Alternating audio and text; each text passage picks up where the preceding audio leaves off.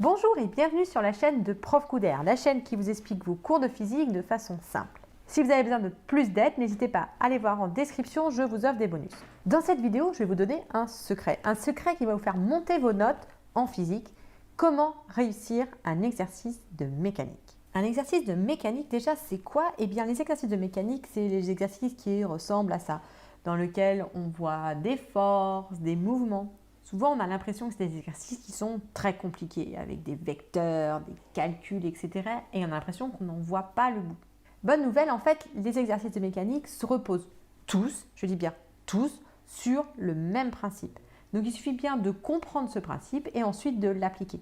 C'est-à-dire que même si l'énoncé vous demande de faire des choses, il faut toujours se demander où est-ce que j'en suis dans ce principe, et quitte à faire le principe indépendamment de l'énoncé, vous n'allez pas vous perdre. Donc, puisqu'il y a une recette magique, si vous voulez, un principe qui marche pour tous les exercices, allons l'explorer. Commençons donc par la première étape. La première étape, c'est de définir le système. Il y a en fait en mécanique trois sortes de systèmes.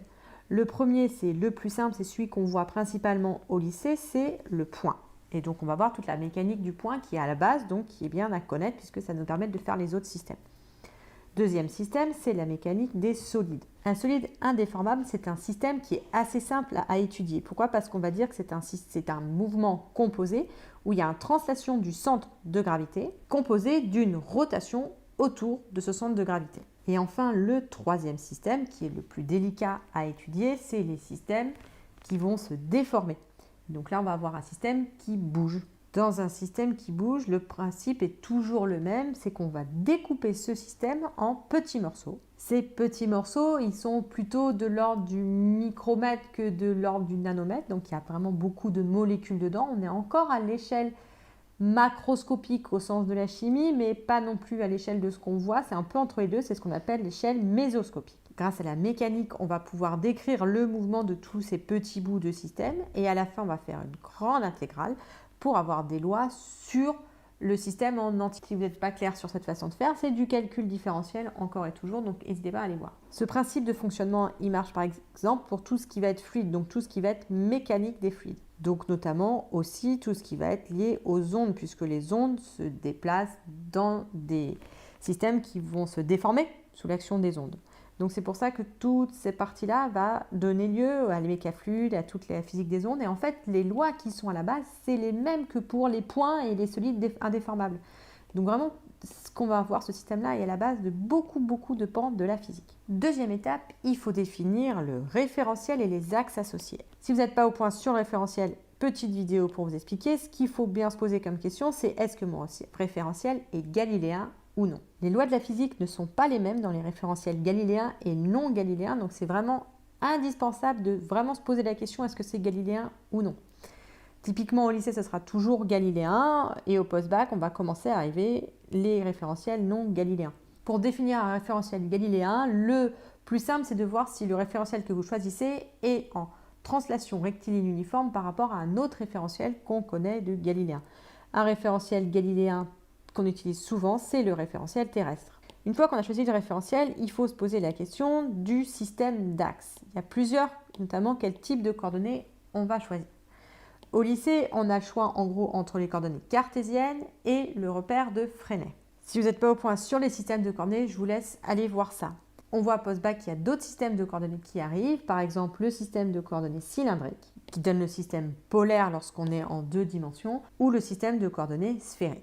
Une fois choisi votre référentiel et votre système de coordonnées, vous passez votre 0, vos vecteurs unitaires, et vous pouvez passer à l'étape 3. Étape 3, le bilan des forces. Pour faire le bilan des forces, il suffit de suivre ce que je vous dis là comme méthode. En gros, c'est de faire la liste d'interactions à distance, rajouter les interactions faites par les systèmes qui touchent votre système et vous avez votre bilan des forces. C'est un point très important parce que c'est celui-là qui va souvent déterminer la suite et si vous allez réussir votre exercice ou pas. Donc n'y allez pas trop vite, prenez vraiment le temps. En lycée, typiquement, il y a bien évidemment toutes les forces de contact qui vont intervenir et puis les forces courantes, il y a le poids, il y a aussi la force électrique, F égale QE faite par un champ électrostatique, ainsi que la poussée d'Archimède. Ces trois forces, elles sont à connaître parce que pour chacune de ces forces, on a leur valeur analytique, on peut dire à quoi elles sont égales. C'est pour ça qu'elles arrivent souvent dans les exercices parce que du coup, ça fait des calculs simples. Bilan des forces fait, on passe à la quatrième et dernière étape. quatrième étape, on va faire le lien entre la force, toutes les forces qu'on vient de trouver dans le bilan des forces, et le mouvement. Pour ça, il n'y a pas 36 solutions, il y en a 2 ou 3. Il faut surtout ne pas inventer de solution entre force et mouvement, ne pas inventer de relation. Il y en a 2, voire 3, c'est tout, donc n'utilisez que celle-là. La première, c'est une relation vectorielle. C'est la seconde loi de Newton, qu'on appelle aussi le principe fondamental de la dynamique. Cette seconde loi de Newton, elle dit la force, c'est égal à la masse du système fois l'accélération, donc la dérivée seconde du vecteur position. Donc on voit bien qu'on a une relation vectorielle qui est à la fois puissante mais difficile à utiliser. L'autre façon de faire, c'est de passer par une étude énergétique, avec par exemple le théorème de l'énergie cinétique ou le théorème de l'énergie mécanique. Si on prend l'exemple du théorème de l'énergie cinétique, il dit quoi? Il dit le travail de la force sur le trajet AB, c'est égal à la variation d'énergie cinétique du deuxième système entre A et B. Donc là, on voit bien qu'on a une relation scalaire, donc qui peut servir notamment, c'est beaucoup plus facile quand on a des systèmes à un seul degré de liberté, comme par exemple un pendule. Alors comment choisir entre l'un et l'autre? Souvent les deux fonctionnent. En tout cas, ce qui est sûr, c'est que souvent l'énoncé vous guide. En pré-bac, l'énoncé vous dira toujours quoi utiliser entre ça et ça. Donc c'est un petit peu à vous de voir, sentir, etc. et de voir lequel utiliser, mais il n'y a pas de mauvaise solution. Et puis si vous n'avez pas avec l'un, vous essayez avec l'autre. Post-bac arrive une troisième solution qui va vous servir notamment dans les mouvements avec des rotations, c'est le théorème du moment cinétique. Il est utile notamment pour tout ce qui va être mouvement autour du centre de gravité, par exemple sur les planètes ou toutes les forces centrales conservatives. Ça va nous permettre par exemple de retrouver les lois de Kepler facilement. Donc c'est vraiment du post-bac, ça. Si vous êtes pré-bac, c'est ça ou ça. Et il faut juste savoir que si on a quelque chose qui tourne, et ben on peut utiliser ça en post-bac, mais je vous laisse aller voir vos cours pour en savoir plus. Donc voilà, vous voyez, c'est assez simple. Il y a deux façons de faire, éventuellement une troisième, il suffit de choisir et de faire l'exercice. Alors avant de résumer, je vais vous rassurer, j'ai parlé de plein de concepts différents dans cette vidéo. Il y a un petit peu trop de concepts pour que j'ai tout mis en haut à droite comme d'habitude, donc n'hésitez pas à aller voir en description. Je vous mets des liens vers toutes les vidéos. Si jamais il y a un point qui n'est pas clair dans ce que j'ai expliqué, allez voir en description et allez cliquer sur la vidéo qui vous expliquera le point précis que vous n'avez pas compris plus en détail. Donc pour résumer, un exercice de mécanique comporte toujours 4 étapes. Même si elles sont cachées dans l'énoncé, il y a toujours ces 4 étapes. Donc faites-les tout le temps.